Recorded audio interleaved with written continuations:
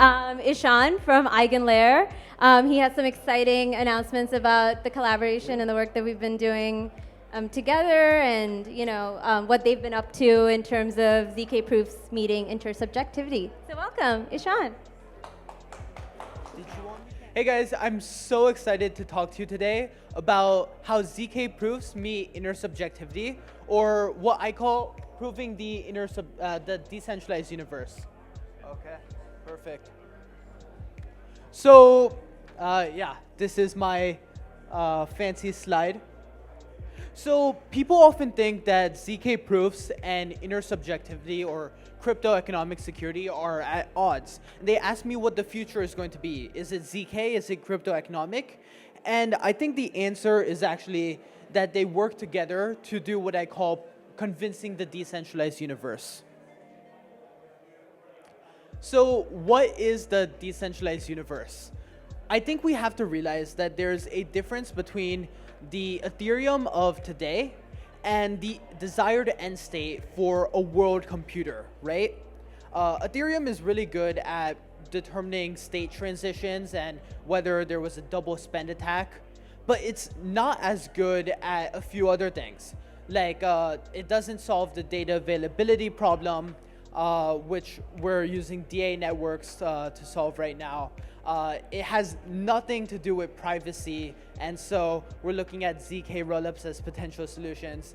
And if we look at censorship resistance, Ethereum has this hand-wavy solution that says, oh, there's enough decentralized validator set, so you're bound to get your transaction in at some point.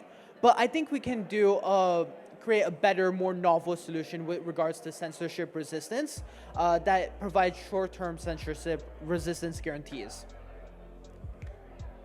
In order to achieve all of these things, what you need to do is you need to resolve a few types of faults. And so resolving means, in this case, you need to find out who is responsible for, you need to attribute or find out who is responsible for a specific fault, who tried to do a double spend attack, and then punish them. Alternatively, you can just make it impossible to do altogether. And you see that there are 5 types of faults here: objective, proactive, objective, retroactive. We won't go into this just yet, but what I want to show is that between ZK and intersubjective, all the union of those all have a 1 green check mark.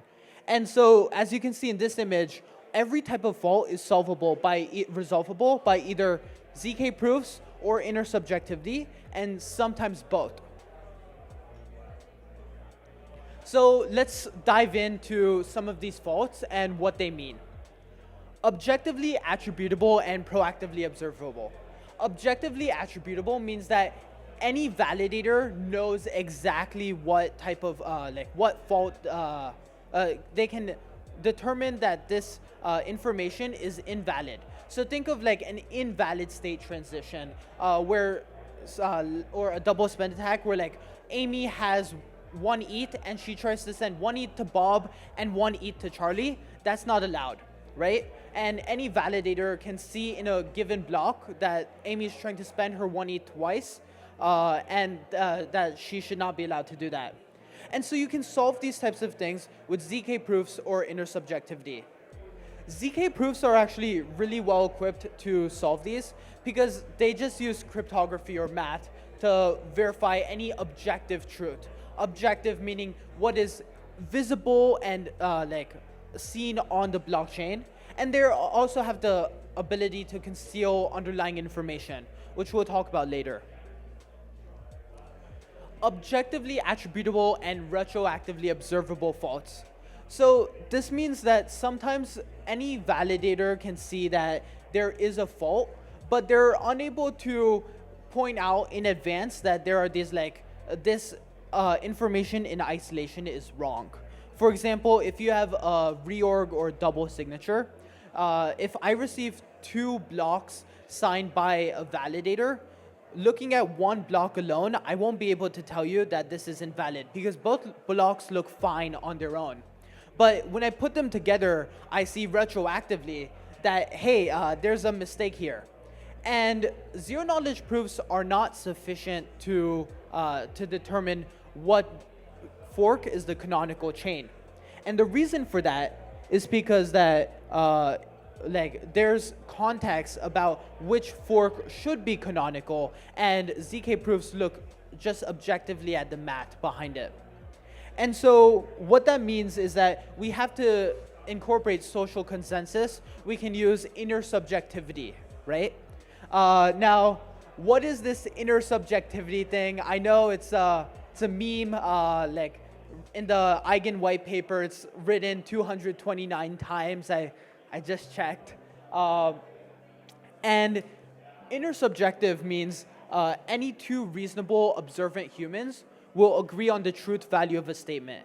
So think like, you could say that, sure, is this double spend attack, like, is there a double spend attack? That can be objective, intersubjective.